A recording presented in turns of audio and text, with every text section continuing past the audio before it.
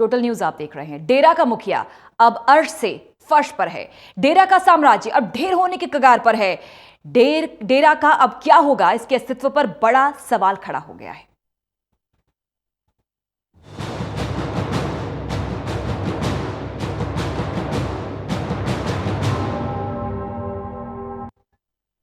तो डेरा क्या अब ढेर हो जाएगा, क्योंकि डेरे का मुखिया जेल के अंदर है और डेरे का कारोबार और खुद डेरा अब अनाथ हो चुका है।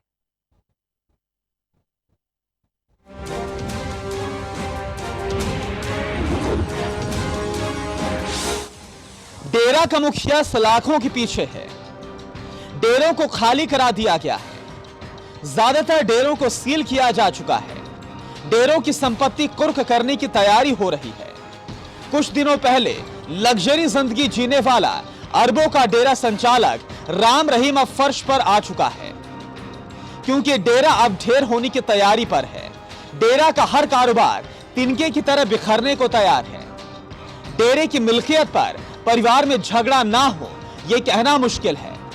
एमएसजी ब्रांड और एमएसजी फिल्म का करोड़ों अरबों का कारोबार अब किसके भरोसे चलेगा? डेरा समर्थक किसके आदेश पर काम करेंगे? क्या माना जाए डेरा अब ढेर हो गया है? जी हां, तो बलात्कार के आरोप में राम रहीम को सजा सुना दी गई है। सीबीआई के स्पेशल कोर्ट की सजा सुनाने के बाद अब सवाल यह उठ रहा है कि राम रहीम का भविष्य अब क्या होगा।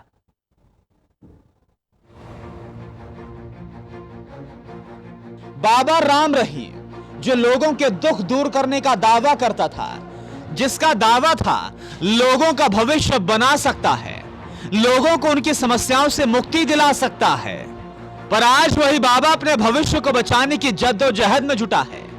दरअसल साध्वी रेप मामले में सजा मिलने के बाद राम रहीम को अपना भविष्य अंधकार में दिखाई दे रहा है। कोर्ट के फैसले के बाद उसके सामने अपने रुतबे और समर्थकों का विश्वास हासिल करने की बड़ी चुनौती है। ऐसे में उसके सामने अपने रुतबे को बरकरार रखने और जेल से बाहर आने की बड़ी चुनौती होगी, क्योंकि राम रहीम को पता है इसी रुतबे की वजह से बड़े बड़े राजनेता और अधिकारी उसके दरबार में सिर झुकाते हैं। वो अपने इस रुतबे को खोना नहीं चाहेगा। उसे पता है जब तक उसके अपने समर्थकों पर पकड़ है, उसका रुतबा कायम रहेगा और इस रुतबे के बिना उसका भविष्य अंधकारमय है। अपने भविष्य को बचाने और समर्थकों पर अपनी पकड़ बनाए रखने के लिए वो जल्द ही जेल से बाहर आना चाहेगा। अगर राम रहीम जेल से बाहर आ जाता है तो सवाल उठता है, क्या वो लोगों के भरोसे को जीत पाएगा? राम रहीम पर जिस तरह के आरोप लगे हैं और उसने जिस तरह लोगों की भावनाओं को छला और दोषी साबित हुआ है, उससे इस बात की उम्मीद कम है कि लोग उस पर विश्वास कर पाएं, क्योंकि धार्मिक विश्वास एक ऐसी चीज होती है जो जुड़ती है तो तेजी से, लेकिन जब टूटती है तो उसे जोड़ना मुश्किल नहीं असंभव हो जाता है। राम रहीम पर लगे आरोप और उसके बाद उसके उत्पादी समर्थकों की हिंसा ने बची खुची कसर निकाल दी। जो बाबा कल तक अपने भक्तों को शांति के मार्ग पर चलने की शिक्षा देता था, आज उसी के इशारे पर उसके समर्थक हिंसा कर रहे हैं। इन विरोधाभासी आचरण से उसके लोगों का गुस्सा और बढ़ेगा। ऐसे में कि लोगों के गुस्से को भांपकर वो गुमनामी का जीवन जीने को मजबूर हो जाएगा। अभी आपको इतना ज्यादा नहीं सोचना चाहिए कि बहुत बड़ा आदमी अंदर गया, ये कर देगा, वो कर देगा। कुछ नहीं कर सकता। आपके सामने तो रोता हुआ तो अंदर गया है, तो वहां भी जो वहां क्या रसूख है, क्या कर सकेगा? कहते हैं झूठ को छुपाया नहीं जा सकता और सच को दबाया नहीं जा सकता। राम रहीम मामले में यह बात एक बार फिर से सही साबित हुई है। तमाम दबावों और मुश्किलों के बावजूद जिस तरह राम रहीम को सजा सुनाई गई है, उससे उसका भविष्य अंधकार में नजर आता है। Bureau report, total news. तो राम रहीम का भविष्य तो सवालों के घेरे में है ही, साथ ही डेरे के अस्तित्व पर भी बड़े सवाल खड़े हो रहे हैं। अधिकतर डेरों को सील कर दिया गया है। ऐसे में इस डेरे और उसके साम्राज्य का क्या होगा, ये बड़ा सवाल।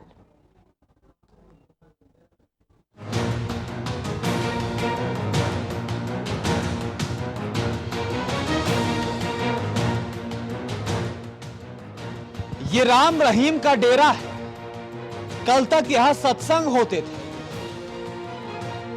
भजन कीर्तन के जयकारे डेरे में गूंजा करते थे, हजारों भक्तों की भीड़ उमड़ती थी। भक्तों के लिए महाभोज के तौर पर भंडारा तैयार होता था। राम रहीम के एक दर्शन के लिए लोग घंटों कतार में खड़े रहते थे, लेकिन आज वो डेरा सूना पड़ा है। ना भक्त हैं, ना उनके बाबा, ना सत्संग हो रहा है और ना ही दूसरे धार्मिक कार्यक्रम, क्योंकि कल तक जो यहां सत्संग करते थे आज वो जेल में कैद है। राम रहीम को सीबीआई कोर्ट ने सजा सुनाई है, लेकिन इस सजा ने डेरे के भविष्य पर सवाल खड़े कर दिए हैं। आखिर डेरे का क्या होगा? कौन संभालेगा डेरे का साम्राज्य? किसे मिलेगी करोड़ों अरबों की संपत्ति? देश भर में फैले डेरों को कौन देखेगा? क्या कोई है जो राम रहीम की जगह ले सकता है? क्योंकि जेल जाने से पहले राम रहीम ने इसकी कोई घोषणा नहीं की, लिहाजा सजा के बाद डेरे की साख पर बट्टा लगते हुए नजर आ रहा है। पुलिस द्वारा ज्यादातर डेरे खाली करवाए गए हैं। कोर्ट के आदेश पर ज्यादातर डेरे पुलिस ने सील कर दिए हैं। कई दिनों से जमा डेरा समर्थकों को वहां से हटा दिया गया है। अब भक्तों के बीच असमंजस बना हुआ है कि क्या डेरा प्रमुख जेल से ही समर्थकों को दिशा निर्देश देंगे या फिर राम रहीम जल्द ही डेरा का उत्तराधिकारी घोषित करेंगे। क्योंकि अगर जल्द ही फैसला ना लिया गया तो डेरे को बड़ा नुकसान हो सकता है। हजारों करोड़ों का साम्राज्य है डेरे का। अब इसका क्या होगा, यह सवाल बरकरार है। दरअसल राम रहीम का सिरसा में 700 एकड़ का आश्रम है। देश भर में कुल 48 आश्रम है। करीब 5 करोड़ भक्त होने का दावा है। भक्तों से करोड़ों का चंदा मिलता है। डेरे के नाम पर करीब 8 स्कूल चलते हैं। 8 स्कूलों में करीब 6000 बच्चे पढ़ते हैं। 8 स्कूलों के लिए 500 के स्टाफ रखा गया है। डेरे के अस्पताल में कई कर्मचारी काम करते हैं। एमएसजी के प्रोडक्ट से कई हजार लोग जुड़े हैं। राम रहीम के जेल जाने का सीधा असर एमएसजी ब्रांड से जुड़े करीब 10,000 लोगों पर पड़ेगा। अगर जल्द डेरे की कमान नहीं सौंपी गई तो इनकी जीविका पर खतरा मंडरा सकता है। कई लोगों की नौकरी भी जा सकती है। Bureau report, total news. Ram Rahim को दोषी करार दिए जाने के बाद उसके समर्थकों ने जमकर हिंसा भी की, जिसमें बड़ी संख्या में सार्वजनिक संपत्ति को नुकसान पहुंचाया था। इसके बाद कोर्ट ने कड़ा रुख अपनाते हुए डेरे की संपत्ति को सीज करने और उससे नुकसान की भरपाई करने का निर्देश भी दिया है। डेरा की संपत्ति को लेकर हाईकोर्ट के आदेश के बाद हरियाणा के एडिशनल चीफ सेक्रेटरी ने सभी जिलों के डीसी से ब्यौरा मांगा है। डेरा की सभी संपत्ति, आय और बैंक अकाउंट का ब्यौरा मांगा गया है। यह बताया जा रहा है कोर्ट के अगले आदेश तक संपत्ति को लेकर कोई कार्रवाई डेरा की तरफ से नहीं होगी। डेरे के सभी बैंक अकाउंट फ्रीज कर दिए गए हैं। इसे लेकर लेटर जारी किया गया है, जिससे साफ है कि डेरा अगले आदेश तक कोई ट्रांजैक्शन नहीं कर सकता। दरअसल हाईकोर्ट का आदेश है कि डेरा समर्थकों की हिंसा में जो नुकसान हुआ उसकी भरपाई डेरा को करनी होगी। यहां तक कि प्रशासन की तरफ से डेरा को बुलाने में जो खर्च आया वो भी डेरा ही भरेगा। कोर्ट के आदेश पर डेरा सच्चा सौदा की संपत्ति अटैच करने के आदेश का पालन करते हुए कैथल जिला प्रशासन ने कैथल के 2 डेरों की संपत्ति का मूल्यांकन किया। कैथल उपायुक्त सुनीता वर्मा के निर्देश पर जिले के उच्च अधिकारी और राजस्व अधिकारियों की टीम डेरा भी पहुंच गई। कैथल जिले के अतिरिक्त उपायुक्त कैप्टन शक्ति सिंह ने मीडिया को बताया कि उच्च न्यायालय के आदेश पर डेरा सच्चा सौदा के कैथल स्थित दोनों डेरों की राजस्व विभाग के तहसीलदार राकेश कुमार सहित दूसरे अधिकारियों और पटवारियों ने दोनों डेरों की जमीन की नपाई की और उसमें बने भवन और अन्य संपत्ति का मूल्यांकन किया। फतेहाबाद जिला प्रशासन ने भी आदेश मिलने के बाद डेरा की संपत्ति को खंगालना शुरू किया। डीसी ने बैंक और रेवेन्यू अधिकारियों की बैठक लेकर जरूरी दिशा निर्देश दिए। साथ ही कहा कि बैंक अधिकारियों और सभी एसडीएम को डेरा की प्रॉपर्टी और बैंक खातों की पड़ताल कर रिपोर्ट देनी होगी। फतेहाबाद में है डेरा सच्चा सौदा के 17 नाम चर्चा घर और 4 कैंटीन। स्टीवन का जब नाम चर्चा चेक किया गया तो उसके अंदर कम से कम 60-70 लाठियां, डंडे, जेली, फरसे और पेट्रोल मिले। कुछ मिर्च के पाउच भी मिले। तो आज बाकी के 5 जो नाम चर्चा घर इंक्लूडिंग ये कैथल वाला जो डेरा है, इनको भी चेक करने के आदेश दिए गए। सारे के सारे नाम चर्चा घर अच्छी तरह से वीडियोग्राफी की प्रेजेंस में चेक कर लिए गए हैं और वही सीवन वाले हालात जो हैं सभी नाम चर्चा घरों में मिले हैं। वही लाठी, डंडे, फरसे, कुल्हाड़ी, पेट्रोल बम, जो सारा सामान हमने कब्जे में ले लिया है। धर्मनगरी कुरुक्षेत्र में प्रशासन ने कोर्ट के आदेश का पालन करते हुए धुराला गांव में राम रहीम के डेरे को सील कर दिया। डेरे को सीज करते समय पुलिस को यहां से कई आपत्तिजनक सामान, लाठी, डंडे मिले हैं। पुलिस की कार्रवाई में सबसे चौंकाने वाली बात यह है कि इस कार्रवाई में मर्सिडीज कार भी मिली है। यह कार 2011 मॉडल की है और उस पर टेम्परेरी नंबर भी लगा है। टेम्परेरी नंबर लगा हुआ है और गाड़ी मर्सिडीज की, इसकी गाड़ी की कीमत लगभग 60 से 70 लाख के करीब बताई जा रही है और ये वेरीफाई कर लिया है। ये सीता रानी वाइफ राम मूर्ति हैं कोई चंडीगढ़ के सेक्टर 22 के, उनके नाम थी गाड़ी है। उन्होंने डेरा सच्चा सौदा को कह रहे हैं बेच दी थी हमने गाड़ी उसको। तो तस्दीक हो गई अभी ये डेरे के नाम है? डेरे के नाम गाड़ी, उसके ओरिजिनल आरसी वगैरह और डॉक्यूमेंट्स कब्जे में ले लिए। तो ये गाड़ी इस समय डेरे में खड़ी है? इस समय गाड़ी डेरे में खड़ी अंदर ही है। डेरे को लॉक कर दिया गया तो गाड़ी डेरे के अंदर। राम रहीम अपने समर्थकों को सादा जीवन जीने की सीख देता था, पर उसके डेरे में जिस तरह कीमती सामान और आपत्तिजनक सामान मिले हैं, उससे उसकी करनी और कथनी में अंतर साफ देखा जा सकता है। Bureau report, total news. Dera इस समय अनाथ है। डेरे का उत्तराधिकारी कौन होगा, इसको लेकर भी राम रहीम के परिवार में जंग जैसे हालात बन सकते हैं। दरअसल डेरे के उत्तराधिकारी की रेस में 3 बड़े नाम हैं।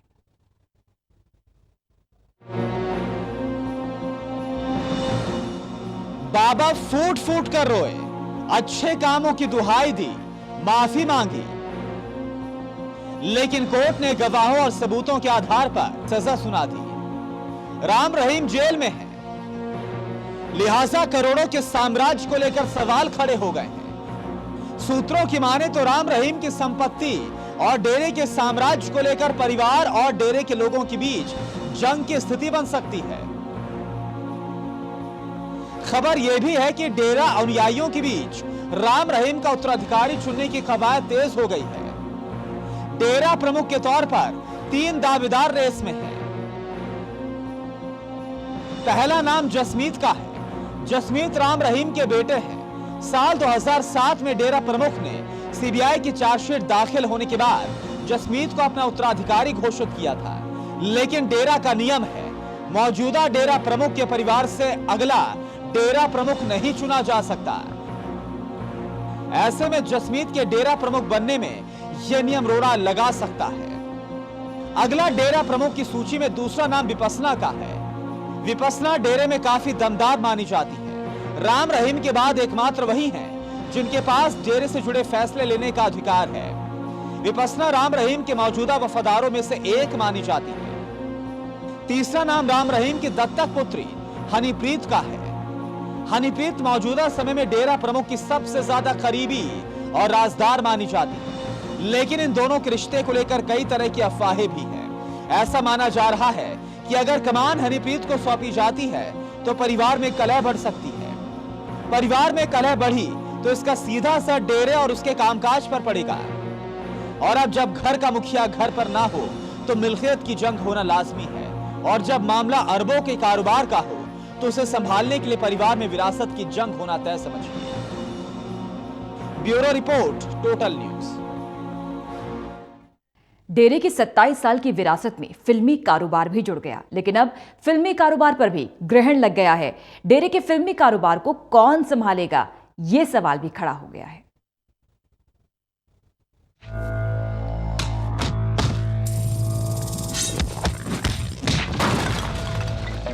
एक्शन। कोई हमें संत कहता है, कोई कहता है फरिश्ता, कोई कहता है गुरु, तो कोई कहता है भगवान। ड्रामा। लेकिन हम तो हैं सिर्फ एक इंसान। Social message. धन सदगुरु तेरा ही आसरा।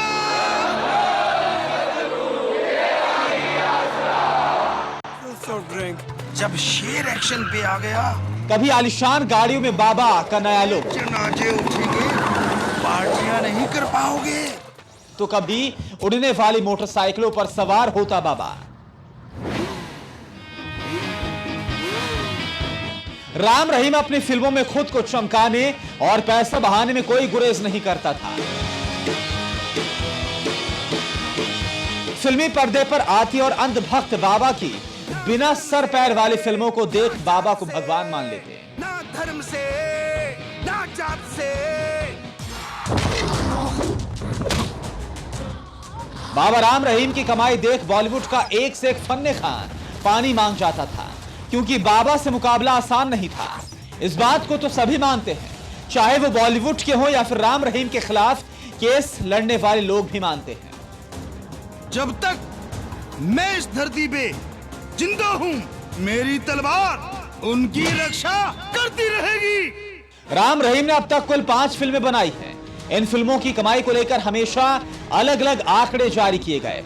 ये फिल्में हैं द मैसेंजर, हम ऐसे बाप हैं जो दुश्मनों के लिए अकेले ही काफी हैं।